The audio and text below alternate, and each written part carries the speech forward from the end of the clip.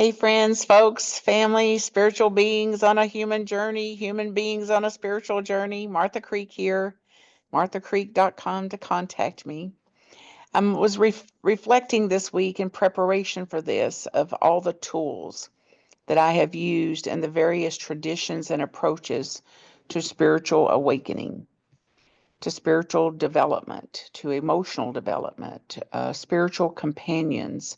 And I have turned over many rocks and many logs and many boulders to see what's underneath there, including Hoffman Institute, mystery schools, breath work, sound therapy, light therapy, kinesiology. I could spend the whole time we have here listing out all the ways that I have attempted to enlighten myself to awakening. And I'm using today something that's been very meaningful to me from one of my big wisdom teachers, and I call my boyfriend humorously Richard Rohr, Father Richard Rohr, and it is the Enneagram. So some of you may be familiar with it. I approach the Enneagram as a spiritual companion for awakening, and today, as I speak, I'll draw on the wisdom that I've gained from it and the wisdom of Richard Rohr as a mystic, as a mentor, a teacher, an author, a writer, a priest, and a lifetime spent in contemplative and transformational works, devotional, and offering them out into the world. So I offer it today as a spiritual lens. And if you're already familiar with it, that in some way it uplift your understanding of this.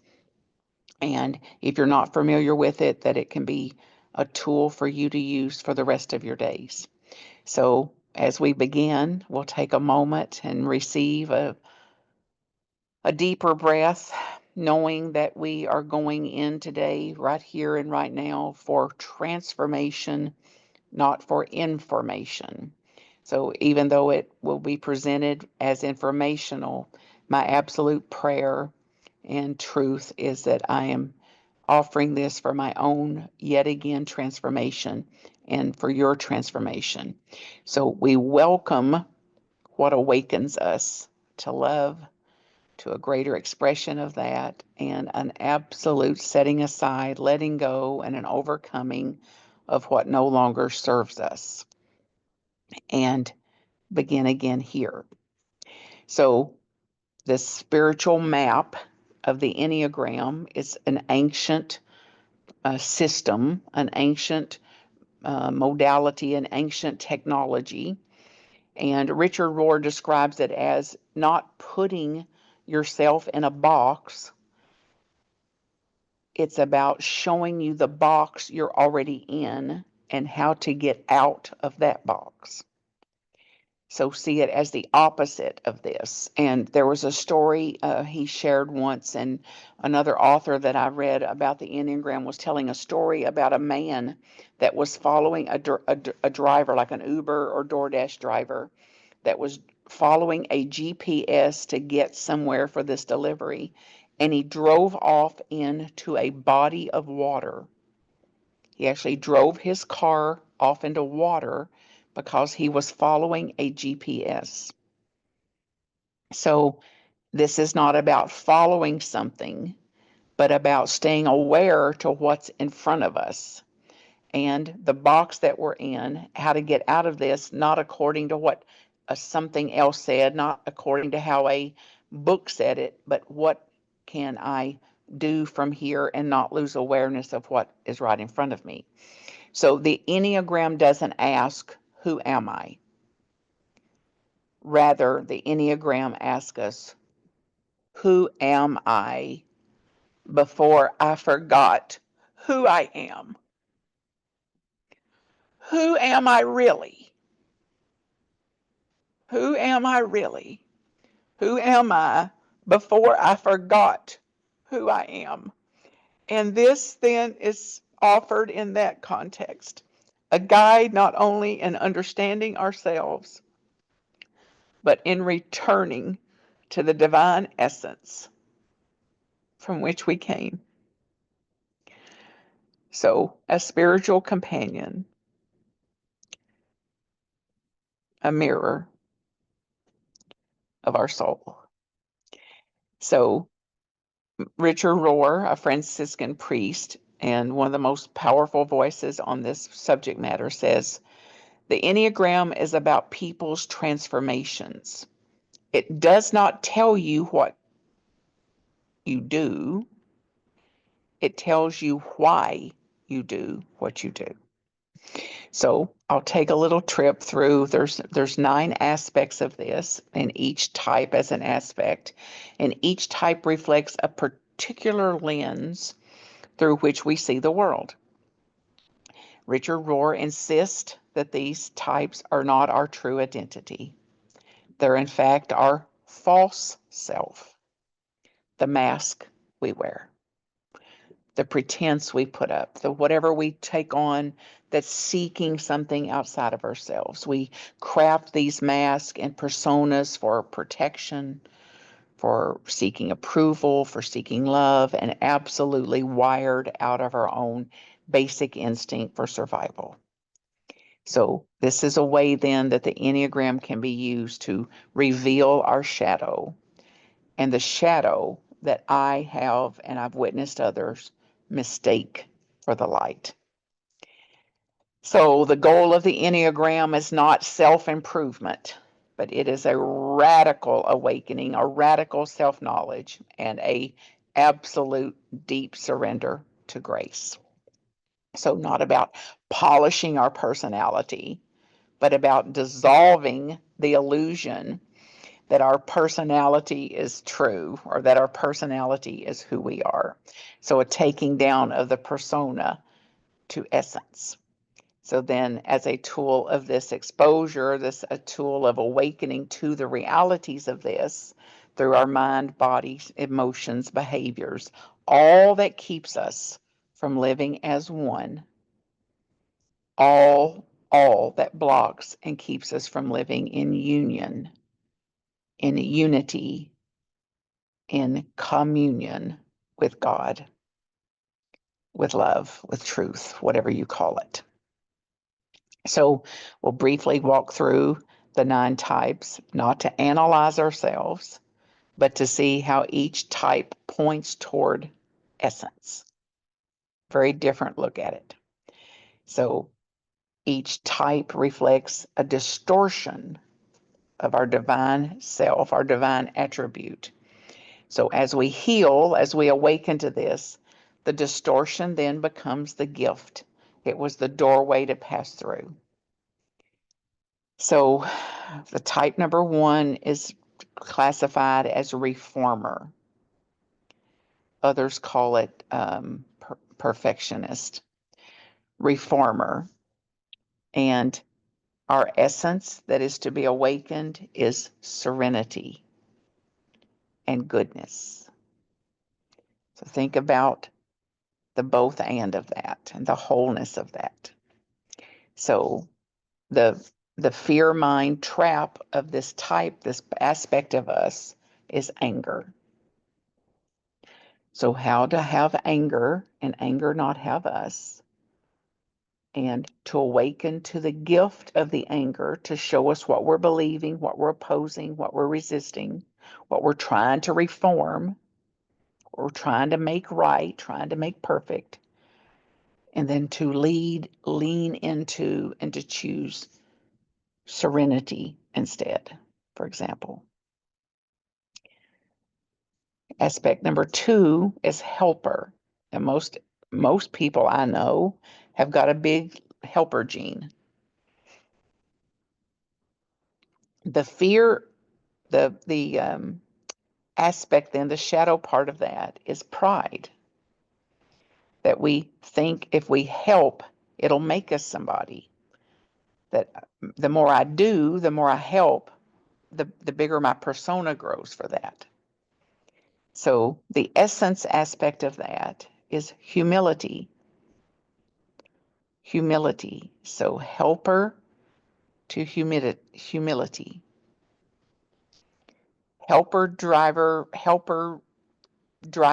helper energy to humility, to nothingness, to letting be, loving presence instead of doing. The third one is achiever,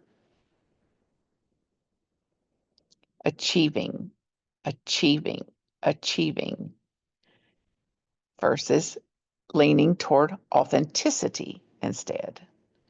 Like, I'm too tired to do that. I have no interest in that. And letting that be included. That's the truth of it. 4, as an individualist.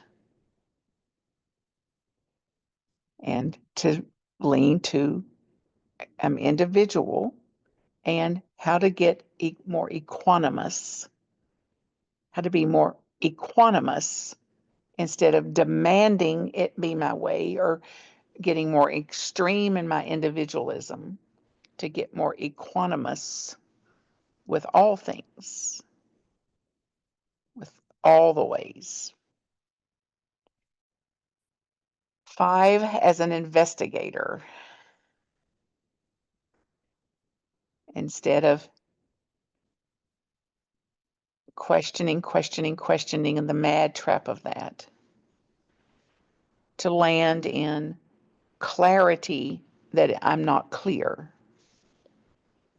The clarity that it's not clear to me what to do here. And the wisdom to allow that, for example. 6, as a loyalist. Loyalty.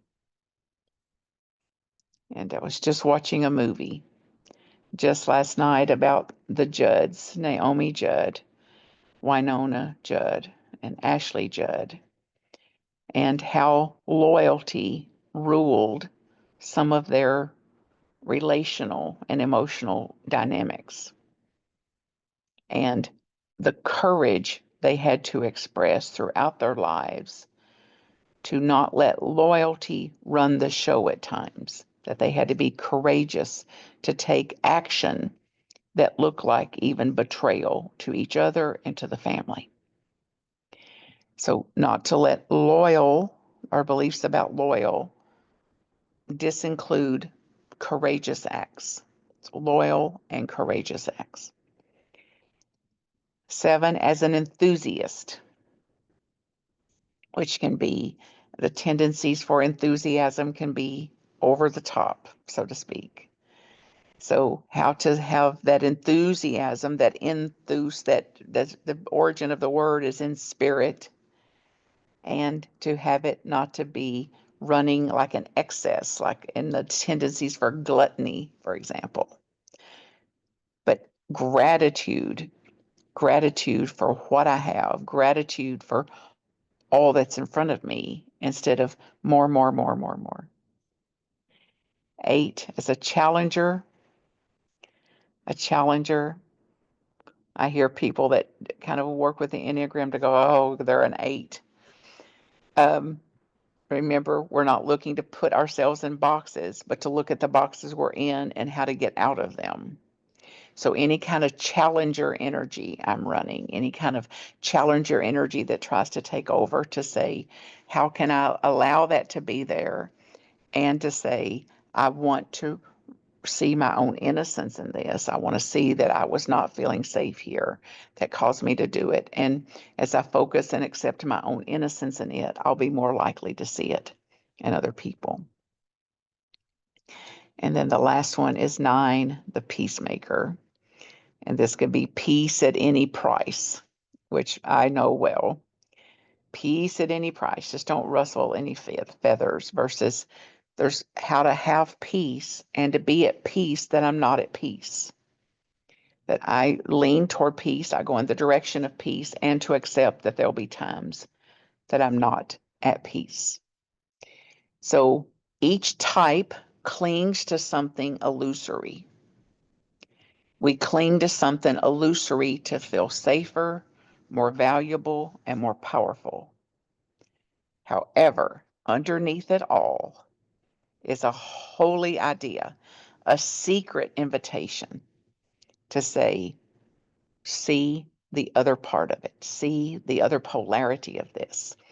And we don't become someone else in doing this. We simply awaken to who we actually are, in our essence, who we actually are.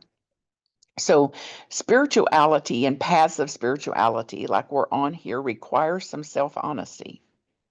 Self honesty, like looking and seeing and telling the truth at how I am, what I do, the personas, the mask I wear, things like that. So, I cannot heal what I have not acknowledged. You cannot heal what you do not first acknowledge about yourself. So, this Enneagram is another way to hold up a spiritual mirror for us. And it's not comfortable to look into that mirror at times. It reveals the fear mind's games. It reveals the defenses we have. It reveals our compulsions. It reveals our patterning.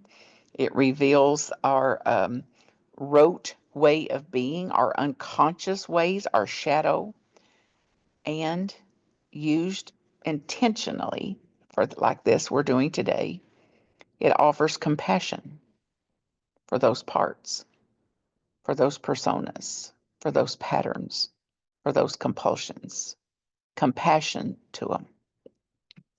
And taking a more compassionate gaze, then we can see the purpose of any kind of technology like this, like the Enneagram, is to heal our traumatized parts, to heal our emotional childhood wounds, and to make room then through that healing, through the integration of that, a more spacious way of being high self-led, for our soul to emerge, for our soul to have space to express.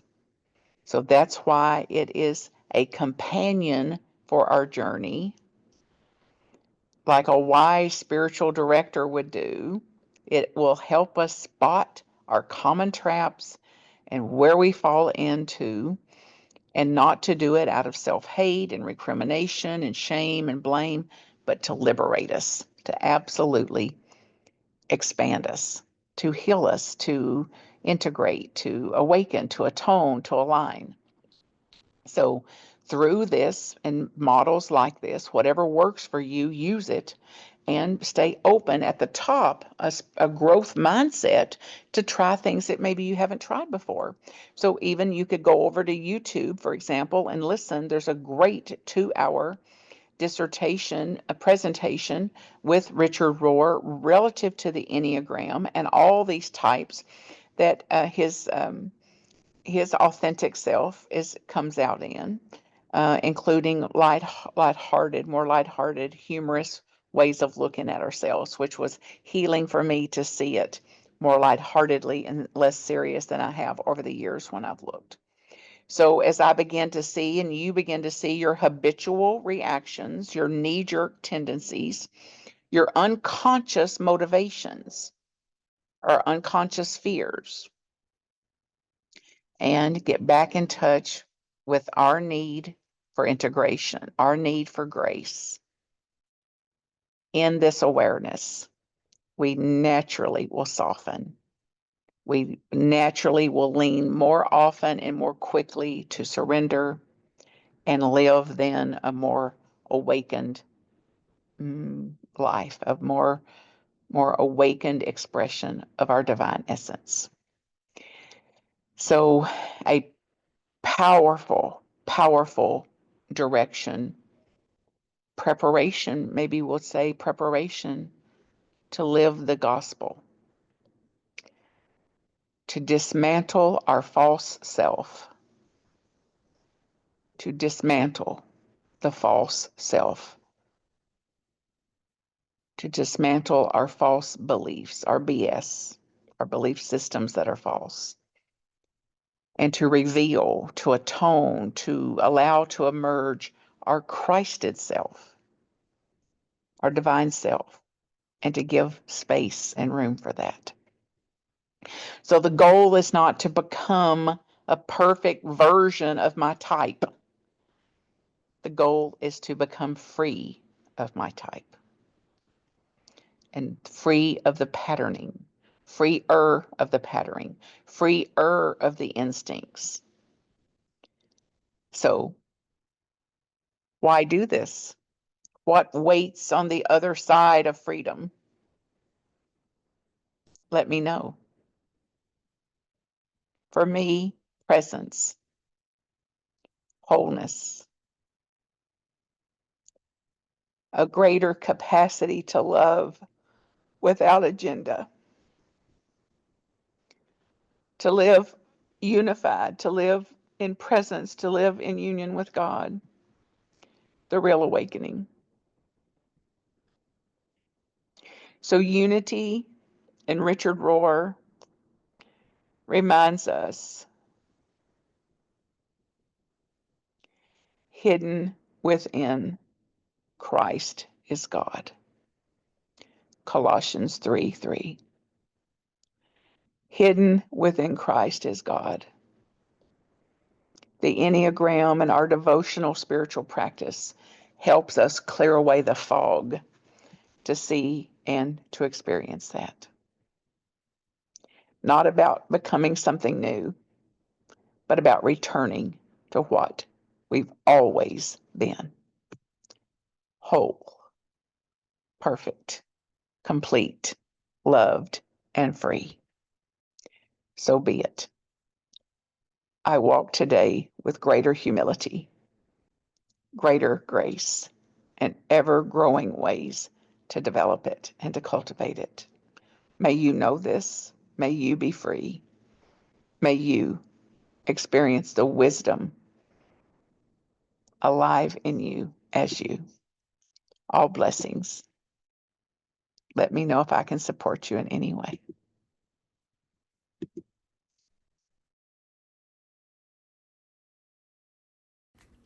marthacreek.com if I can support you. Blessings.